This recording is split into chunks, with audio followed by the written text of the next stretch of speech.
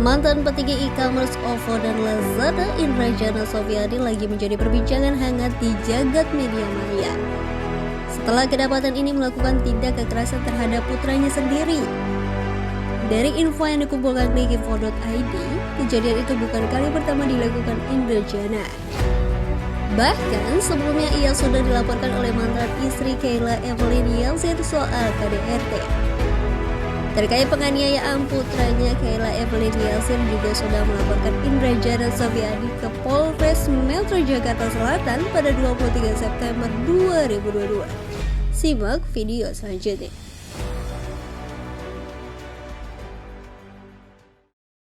Oke.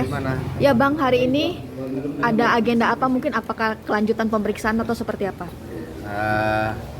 Dari tadi pagi kami sudah mendampingi klien untuk dilakukan visum di Rumah Sakit Tarakan.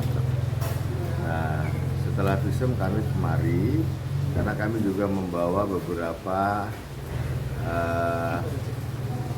barang bukti yang dipergunakan oleh terlapor ini pada saat melakukan penganiayaan.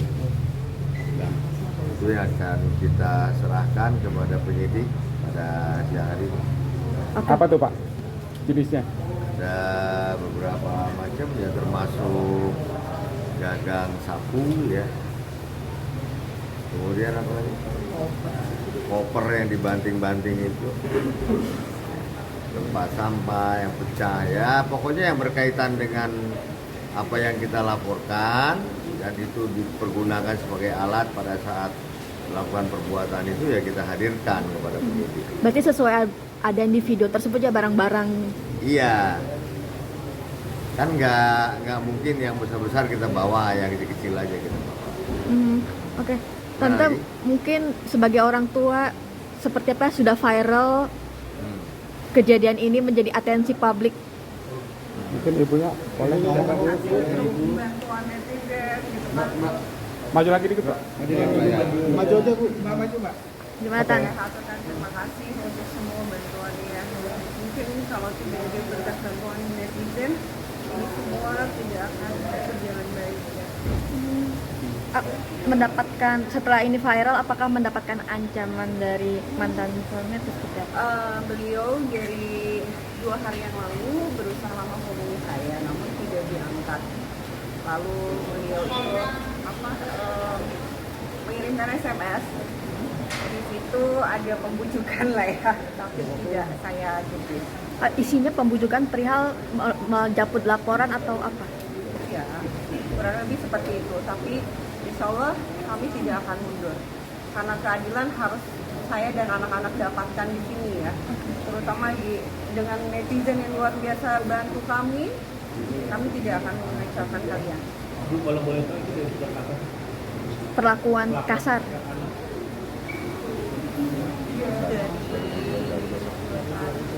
Kalau yang kasus ini sih ya 2021 ya, sampai dengan kejadian terakhir 5 September. Apakah hanya karena anak bermain game saja atau ada trigger? Kejadian seperti apa Bu? Mungkin diceritakan Bu. Banyak hal lain. Hal-hal kecil pun bisa menjadi pemicu. Itu di saat sudah pisah atau belum sih Ibu sama terduga itu Pak? Setelah pisah.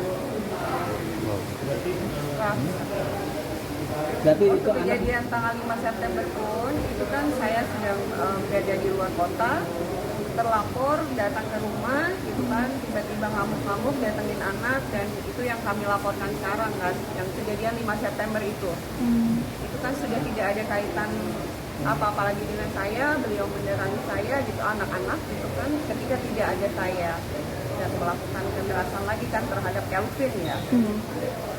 Kalau kekerasan yang tadi fatal yang bikin ibu langsung berniat melaporkannya ya gimana sih yang paling keras ini? Oke, mungkin salah satu contohnya ya yang saya alamin, hidung saya ini bengkok ya, bisa dilihat tulang hidungnya geser karena saya ditonjokkan. Ini bibir saya, ini ada mobil ini, banyak sih. Itu kenapa Bu? Alasannya dia memukul? Kenapa? Alasan dia memukul apa Bu? Ini kan dulu-dulu ya, dulu itu ya awalnya sih dari affair ya. Dari affair, dari dia tekanan dari kantor, banyak hal dia banyak hal. Namun hal-hal kecil juga bisa apapun jadi pemicu. Kondisi psikis Kadang kami tidak salah pun tiba-tiba dia yang kalau lagi pusing banting barang gitu kan. Seperti itu. kondisi psikis anak kayak terutama Kelvin seperti apa? Banyak berubah ya. Lebih pendiam. Ya, seperti di sekolah kan dia udah minder ya sekarang. Mungkin Bapak bisa dilanjut ya. Itu terlapornya kerja di mana sih, Bu? Maaf, Bu. Mantan suaminya. Terus Yang sifatnya agak pribadi kita nggak usah ini ya, karena nanti kan resikonya untuk klien saya juga. Jadi begini, intinya dalam persoalan ini yang kita laporkan sekarang adalah kejadian pada periode 2021 sampai dengan 2022. Nah, dulu pernah terjadi juga di 2014, perselisihan rumah tangga ini pernah terjadi. Jadi pernah juga disidik di Polda Metro Jaya, tetapi itu sudah selesai.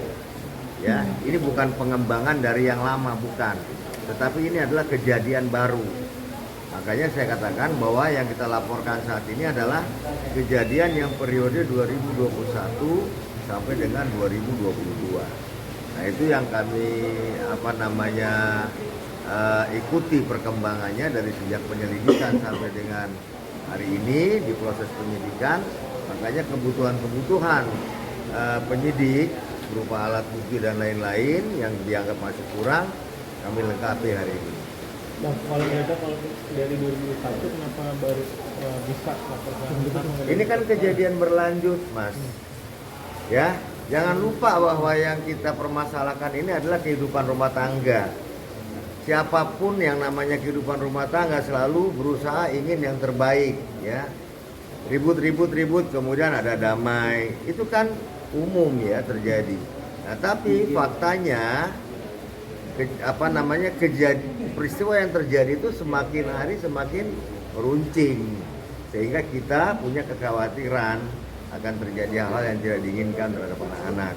Makanya kita buat laporan polisi. Pak, mungkin makin meruncing karena beliau dipecat atau nggak kerja lagi, gimana Pak? Nah, masih kerja. Masih kerja. Apakah dalam ini Bang pengaruh alkohol mungkin Bang? Saya nggak tahu kalau soal itu. Biarkan aja penyidik nanti yang cari tahu, ya kan? Biasanya wartawan jago-jago ya untuk cari tahu. Selama gap antara 2014 dan 2021 itu pernah menjadi kekerasan juga nggak yang tidak dilaporkan? Nggak terlalu intens seperti sekarang. Tapi berarti terjadi. Pernah ada beberapa kali, tapi nggak terlalu kita permasalahkan. Itu pun sudah berjalan terlalu lama. Kalau dari hasil visum yang tadi dari RS Tarakan, Pak bisa diunjukin nggak Pak? Oke, Tambahannya ini Pak. kalau hasil visum yang tadi itu nanti hasilnya dari rumah sakit akan diserahkan langsung kepada penyidik. Kita nggak dapat. Tetapi begini, saya berikan sedikit gambar bahwa visum yang dilakukan sekarang ini adalah terhadap kejadian-kejadian yang 3 bulan, 4 bulan yang lalu. Jadi sudah agak cukup lama. Makanya saya merasa bahwa hasil visum ini kemungkinan juga tidak akan mendukung apa yang kita laporkan. Ya. Akan tetapi bukan tidak mungkin bisa jadi satu bukti petunjuk. Ya. Karena kan nanti bukti visum ini juga tidak berdiri sendiri, dia akan diikuti dengan bukti-bukti lain yang kita punya, seperti bukti dari hasil video, ya kan, kemudian hasil P2 TP2A, pemeriksaan psikologisnya, dan ada beberapa hal yang lain yang akan kita penuhi untuk mendukung laporan kita ini. Kalau dari video ada sekitar berapa Bang? Cukup banyak ya? Ada berapa? video. Karena ada dugaan video perselingkuhan atau benar? Kita nggak usah masuk ke arah sana deh. Kalau seandainya perselisihan rumah tangga mereka ada menyangkut tentang perselingkuhan itu, kita nggak usah bahas di sini, karena kami juga tidak bisa mempertanggungjawabkan apakah itu benar perselingkuhan yang dia lakukan atau tidak, dan dengan siapa-siapa kan kita juga tidak tahu ya. Anak Yang sendiri. paling penting yang kita laporkan sekarang adalah tentang penganiayaan terhadap anak, kekerasan terhadap anak sesuai dengan pasal Undang-Undang Perlindungan Anak dan KDRT. Kevin sendiri mengalami memar-memar di mana aja, mungkin bisa dikasih tahu? Kalau sekarang sudah hilang. Kalau dulu itu di Kalau dulu setiap hari juga pasti ada. hampir di sekujur tubuh. Bu, saya mau tanya pasca bercerai, apakah pasca bercerai hak atas pengasuhan anak itu di siapa ya? Hak asuh anak ke saya semua tiga-tiga itu. Tapi sesekali berarti dengan ini dengan bapaknya gitu. Saya tidak menutup komunikasi anak-anak, namun beliau yang memblok anak-anak juga tidak bisa komunikasikan beliau. Mbak, kalau boleh tahu dari Jakarta? Divorce? Dari Divorce. Cerainya kapan, Mbak? Mereka tahu. Cerainya saya cerai atau mau? Cerai. Cerai itu saya gugat cerai ya. Saya bukan diceraikan tapi saya yang menggugat cerai di bulan November 2019. Turun putusan itu di 2020 tanggal 3 Januari 2020. Udah?